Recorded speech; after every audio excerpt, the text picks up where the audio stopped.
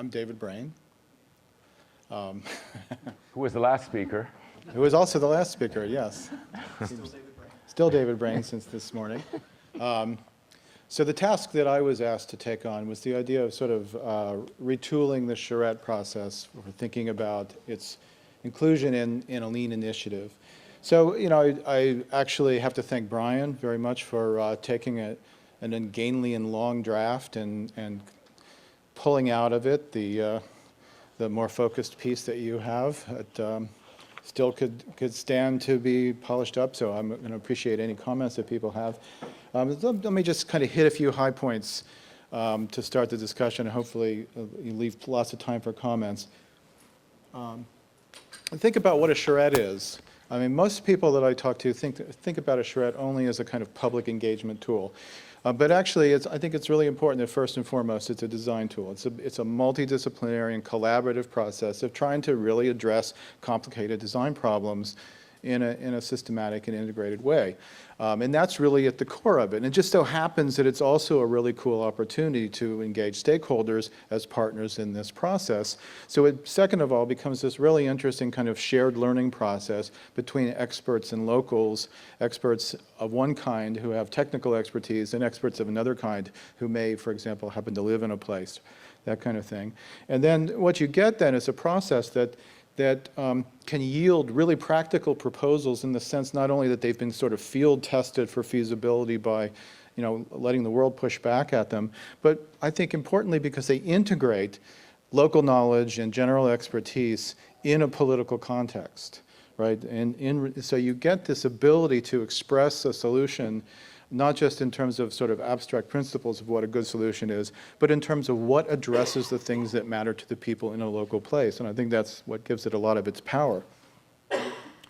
They can be a very cost-effective way to do very complicated things, but everybody thinks of them as being massively expensive, and in fact, they are expensive. They become a very big piece of the budget of projects, and they become very difficult to incorporate when you have a very small budget to do charrettes. So the problem that I've seen in terms of trying to do leaner charrettes is that cost cutting, you know, shaving off the expenses of charrettes has a tendency actually to undermine exactly the things that you're trying to accomplish in a charrette.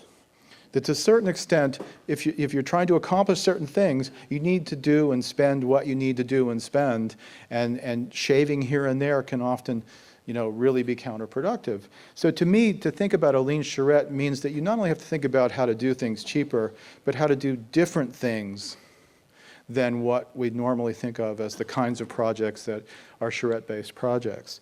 That is, projects that are defined in terms that make sense within the lean seam.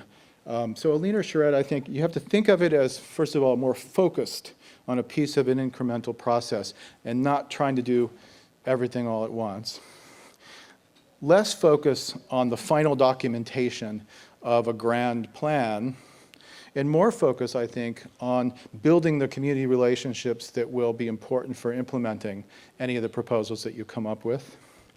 And in general, more focus on leveraging the kinds of social capital that are available to move from ideas to action. You know, the charrettes are always focused on moving from ideas to action, in my opinion. That's what differentiates a visioning session from a charrette, is it gets down to detail and gets down to proposals that are feasible, that you can act upon, and stuff happens. But a lean charrette is going to be even more focused on, you know, accomplishing precise things that are part of an incremental process. 5 things that I've identified as I think sort of the essential aspects of the charrette process to not lose as we reconfigure for different kinds of projects. First of all, the idea that you're bringing together a multidisciplinary team to take an integrative approach. You know, the specialists have to be prepared to think like generalists, but it's still the importance of specialized expertise is recognized and appreciated.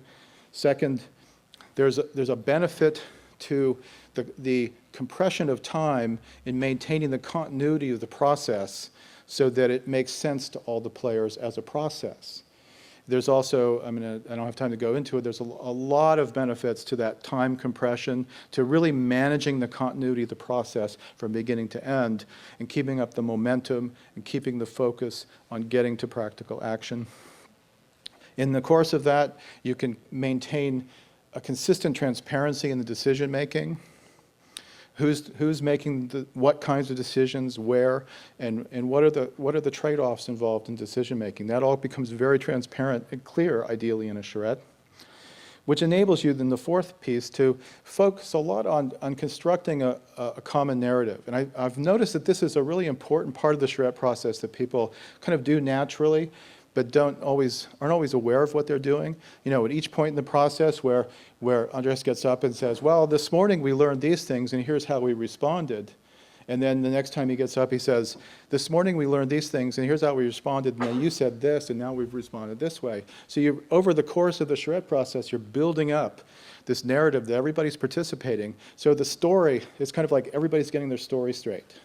And what that enables you to do is actually not just explain the decisions, but narratives are good at making sense of people's motivations. So you're able to identify values in relation to specific proposals, to attribute motives to different players who are acting. So it actually creates a sensible political environment as well as a sensible kind of technical argument for why you're doing what you're doing. So this business of creating a common narrative is really important. And then the fifth thing is that I've been reading a lot about efforts to deal with risky technology and the uncertainties that come with risky technology in the modern world.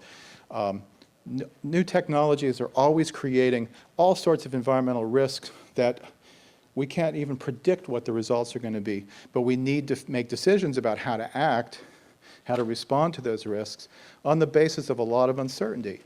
So one of the things that they've been doing is they've been creating these things that they're calling hybrid forums that allow different kinds of expertise and knowledge to have equal standing in relation to each other and to work through their various contributions to the decision-making process. It's a very simple idea, but it becomes very complicated when you're dealing with something like trying to figure out what to do with nuclear waste, for example.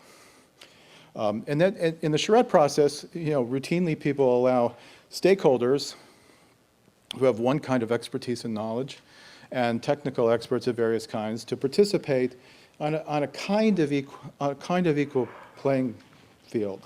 Or at least to understand the standing of each other's contributions to the process in a clear way. And I think that hybrid character of the forum of a charrette is very important to sustain. So it's not just always the experts saying this is what we should do, or the stakeholders making demands and expecting them to be delivered, but a real kind of negotiation that goes on to really figure out how those two things integrate to get solutions that work, that everybody's comfortable with. Back as to why that somehow is helpful in the difficult questions with unknown answers, which is how you began that section?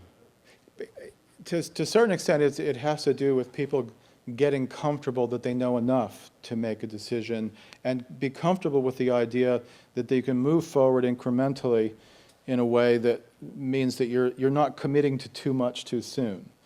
And understanding exactly what you're committing to and not committing to and what the possibilities are for course corrections. I mean, it allows for a much more nuanced discussion of how the forward motion is going to happen. And actually generates, as I talked about this morning, that sense of trust that everybody kind of understands everybody's part in this process and doesn't suspect that there are some underlying motives or some hidden agenda going on that's going to steer things inevitably in a way that you don't like. So it really has to do with sort of building up that sense that we know enough together to decide to take these steps forward, trusting that we can then, make course corrections as necessary. Okay. Does that help? Yeah. So this slide is just what I was just talking about. And I want to emphasize the appropriate, that the local knowledge needs to be sort of constructed so that its standing is appropriate in relation to expertise, so that the locals appreciate what the experts bring, and the experts appreciate what the locals bring, and there's sort of a mutual understanding of those roles in relation to each other. Let me move on to. So what I was thinking in terms of how to structure the process, and somebody was telling me about another presentation that I should hear about pulling the charrette process apart. And that's essentially what I think is the answer to leaner charrettes, is understanding the sort of the functional elements of what makes a successful charrette and pulling the pieces apart so that you can divvy up the division of labor to use less expensive expertise and mobilize more community assets in the process. So what I've envisioned is a sort of a four-part process. The first is I think in some ways the crucial one that actually comes out of the National Charrette Institute toolkit, and it's something that we've noticed happens in a lot of charrette processes, that there is insufficient really preparation for the charrette. In particular, when you have a complicated project with multiple partners involved, the multiple partners are often kind of not on the same page with respect to what they're trying to accomplish, and so as you get into the process, you have kind of the mission unravels as a result. So we've at NCI kind of worked up this idea of collaborative project startup, where you get the various project partners together and really work together to design the process. And it seems to me that kind of thing, by having a day or two with a team to facilitate this, just a one or two person team to facilitate this kind of effort, to design the process in collaboration with the key project partners, and then set in motion a process that can take advantage of the resources in the community at every step, so that you're not relying entirely from beginning to end on hired guns to do all this sort of community outreach work, to do all this sort of investigative work.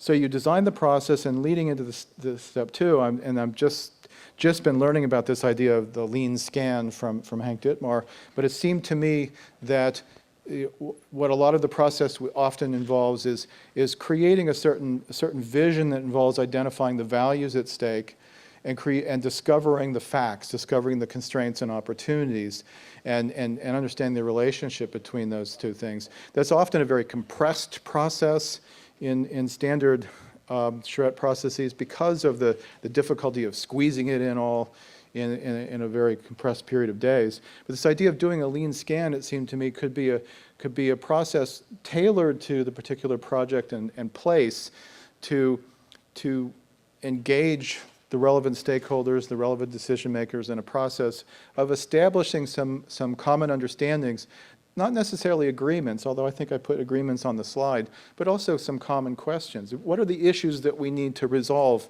by design when we get to the design part, and work that out ahead of time and have some real clarity about that through the process by the time you get to the design. And then the design work can be kind of separated from the community engagement work, right? So you don't have to spend all your time with the expensive team in the room doing a lot of teaching. You can actually focus on the design work that your stakeholder participants are now prepared to engage in with you. And certain things what you can have already agreed upon, but also what you can agree upon are certain definitions of the problems at stake, certain definitions of the things you want to resolve. Some problems you can't resolve until you get into the details of design, right? The devil's often in the details. And that's a lot of the power of charrettes sometimes, is actually getting down to the details. Somebody says, well, I love affordable housing in principle, but I don't want it next to me. Then you show them what it looks like and how it's designed and how it works in the neighborhood, and suddenly, oh, that's okay, I can live with that. So you can solve problems of conflict by design sometimes. And the idea then would be that coming out of a more focused, smaller team kind of design process, you could then parcel out the implementation and the action to the implementers that you've identified in the lean scan. And I'm going to stop there.